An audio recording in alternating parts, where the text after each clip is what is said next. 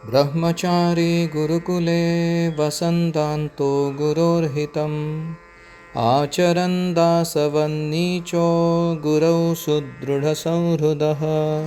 Guiding my glorious master by his grace, Gurujan Prabhu, Melbourne, 1975. Today's title: One Householder's Good Business. एक गृहस्थ का अच्छा व्यवसाय, business. I spoke to Prabhupada about my tapestry handbag business, which was doing well. मैंने प्रभुपाद जी से अपने tapestry handbag बनाने का जो business था, उसके बारे में बात की, तो अच्छा चल रहा था business. I was able to send Prabhupada donations every week. हर हफ्ते में प्रभुपाद जी को डोनेशन भेजता था. Still I felt guilty that I was neither serving Prabhupada in Hong Kong nor living in the temple.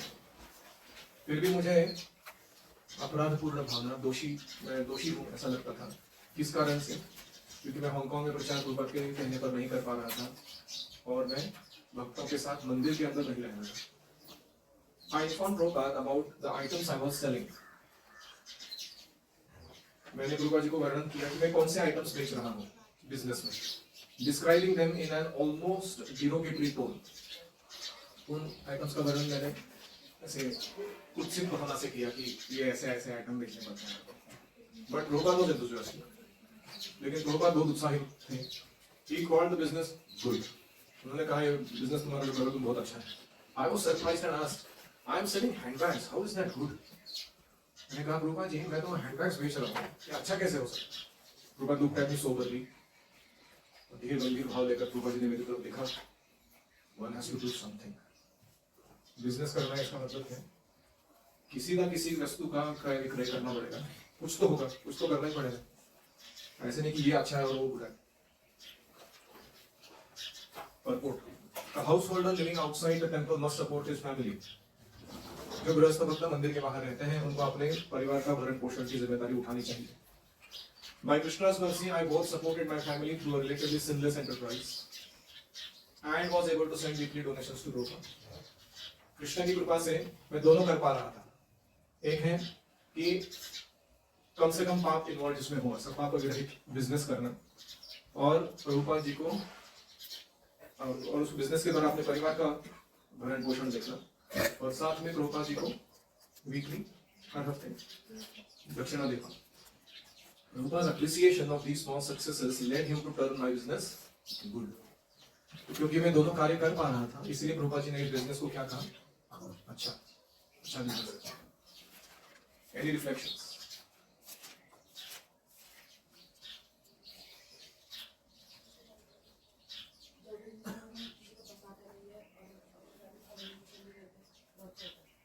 Business के 3 पर्पस क्या बताएं यहाँ पे? पहला है कि इट शुड बी सिनलेस. जितना कम से कम पाप करना पड़ेगा बिजनेस करते समय वो वाला चुनना चाहिए. दूसरा, उससे हमारे परिवार का भरण पोषण ठीक से होना चाहिए, इतना तो पैसा आना चाहिए. और तीसरा, हम डोनेशन दे सकें भगवान की सेवा में, हम नियमित रूप से कोई दक्षिणा दे सकें, इतना आना चाहिए. और हम अगर रेगुलर देंगे दक्षिणा में तो जो भी थोड़ा बहुत पाप होता है कभी कभी बिजनेस करते समय, उसका कर्म नष्ट हो जाता है. जैसे जब मेरा पहला जॉब मिला तो पहला जो सैलरी था वो पूरा मैंने मंदिर को डोनेट कर दिया. फिर तो जो दूसरा सैलरी था तो मैंने पूरा भागवतम चैतन्य खरीदने में लगाया. तीसरा सैलरी था वो मेरे माता पिता को दिया. मैंने बोला कि आप लीजिए. तो उन्होंने बोला नहीं तुम्हारे पास तुमको जो करना है तुम्हारा सैलरी. तो फिर मैं उसके बाद उन दिनों हम 10% डायरेक्ट डोनेशन देते थे मंदिर में, और बाकी जो पैसे आते थे वो प्रचार में लगाते थे. I was preaching in one place called Divakar College, Pimpri, Pune के पास. बाद में कॉलेज शिफ्ट हो गया दिल्ली में, तो मेरे कंपनी से पास नहीं था, तो वहाँ पे जो सारा प्रचार करते थे हम लोग वो सारा मैं स्पॉन्सर करता था उस पैसे से. So that boys get nice Prasad, there are facilities for preaching, sound system लगता है, प्रोजेक्टर लगता है. So we have to find out how we spend the money also properly. लोग जो संचय करते हैं ना पैसे का, वो सेविंग्स अकाउंट में बहुत ज्यादा ठूसना नहीं चाहिए. Advance 10 lakh you should have in savings account. बाकी सारा आपको इन्वेस्टमेंट में डालना चाहिए और अच्छे अच्छे जगह पर इन्वेस्ट करना चाहिए पैसे को. तो इन्वेस्टमेंट के अलग अलग सोर्सेज हैं, लेकिन 6 प्रकार के सोर्सेस बाद में कभी क्लास दूंगा इसके ऊपर, वो इम्पोर्टेंट है, तो उसमें इन्वेस्ट करके रखना चाहिए। गोल्ड है, रियल एस्टेट है, स्टॉक्स बॉन्ड्स हैं, कुछ म्यूचुअल फंड है, और अपना एजुकेशन एंड डेवलपमेंट है, सेल्फ एजुकेशन एंड डेवलपमेंट, उसमें इन्वेस्ट करना चाहिए। तो ऐसा करने से जो वी बिकम रिसेशन प्रूफ बोलते हैं उसको, अगर रिसेशन आ जाएगा कभी समाज में तो हमें कोई फर्क नहीं पड़ेगा। अगर हमारे पास जमीन है, गाय है, अपना खेती है, खुद का रहने के घर है, रेंट पे दिए हुए चीजें हैं, यू कैन गो ऑन। तो इसलिए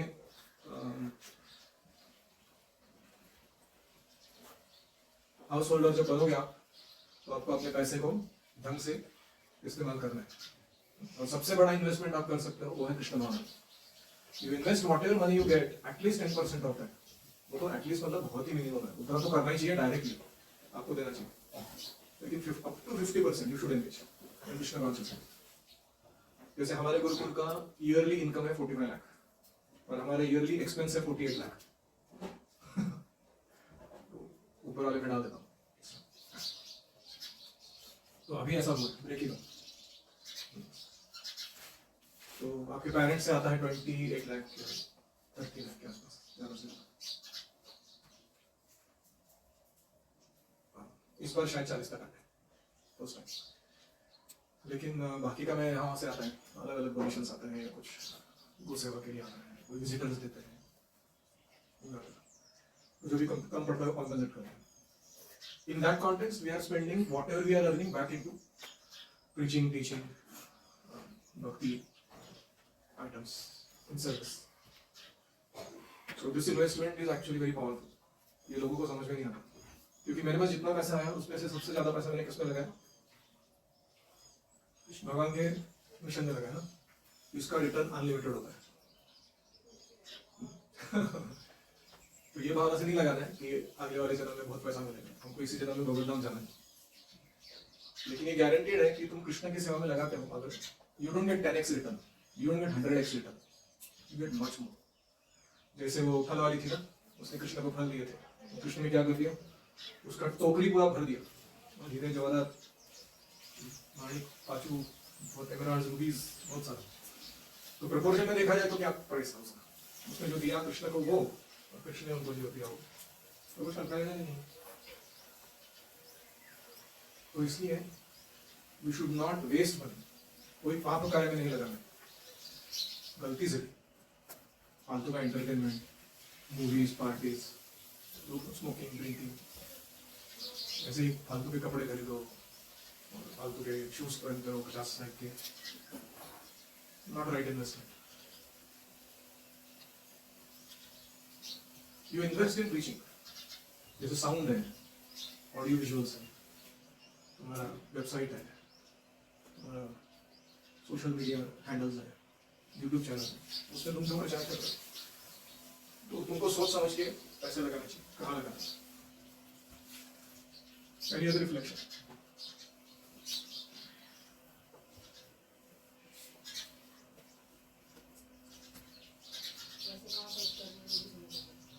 हाँ, पैसे कहाँ खर्च कर रहे हैं वो भी समझना चाहिए।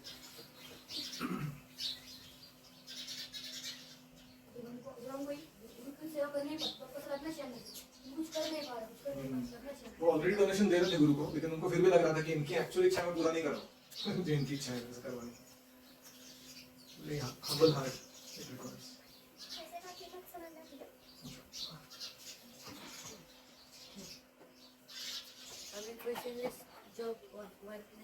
Sinless मतलब क्या, कोई उदाहरण दे सकता है?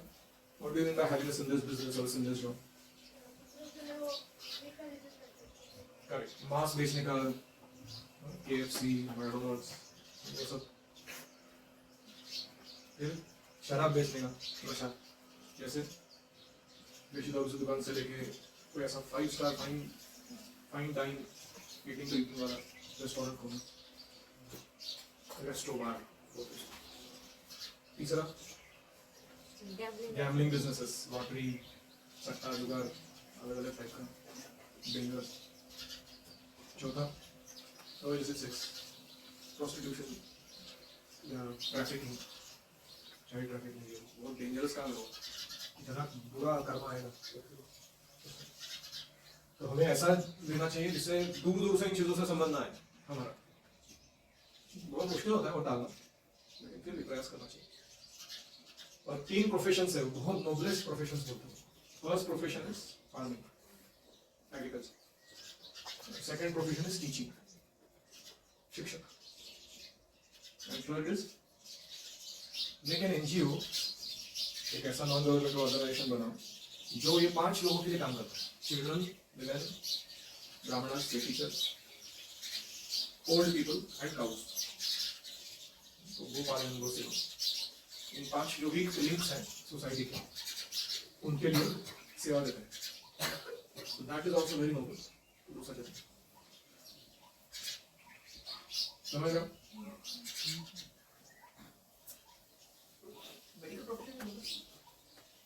मेडिकल प्रोफेशन एक्चुअली और 5 प्रोफेशंस हैं जिसमें पैसा है और जो पेरेनियल है। पेरेनियल का अर्थ है कि they go on for long duration of time.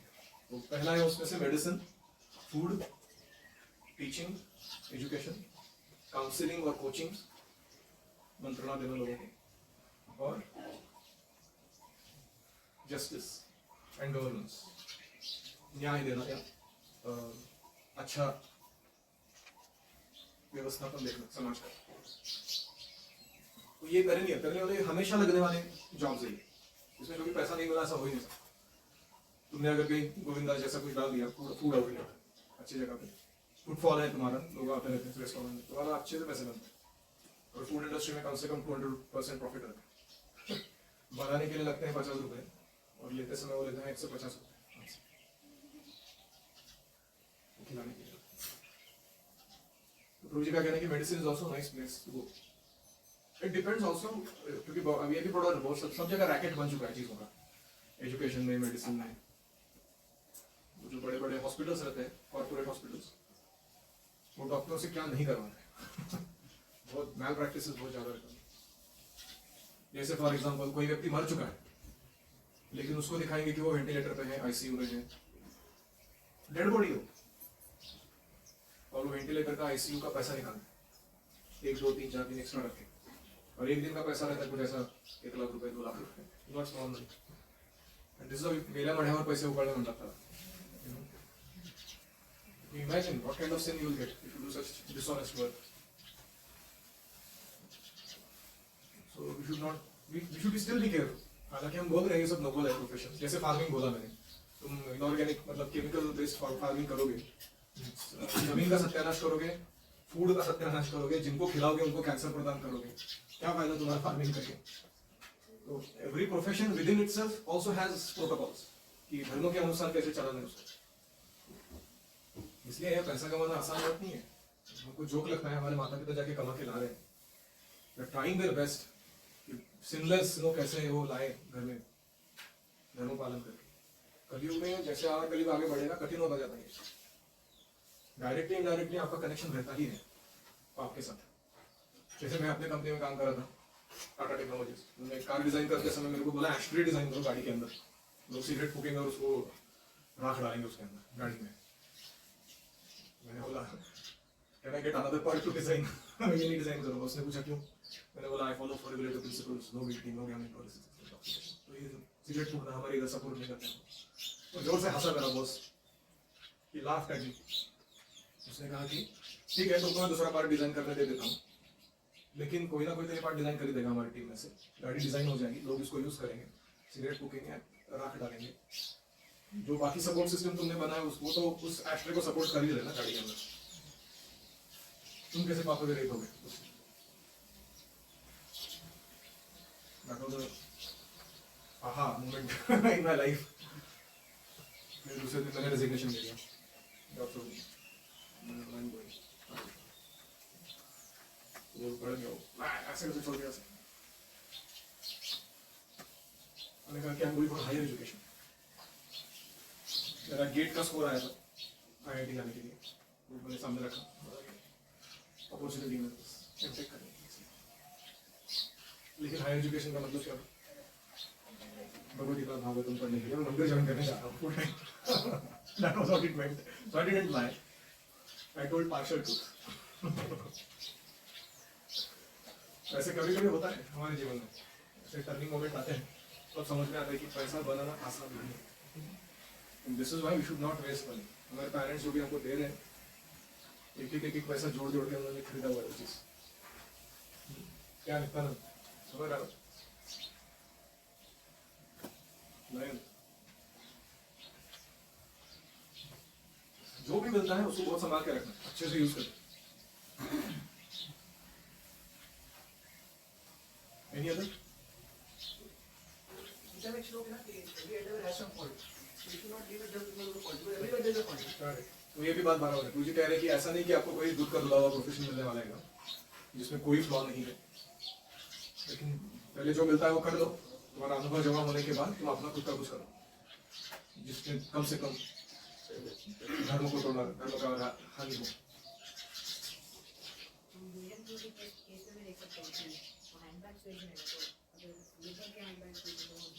Correct. वो लेदर के हैंडबैग्स नहीं बेच रहे थे, टैपेस्ट्री के बेच रहे थे. तो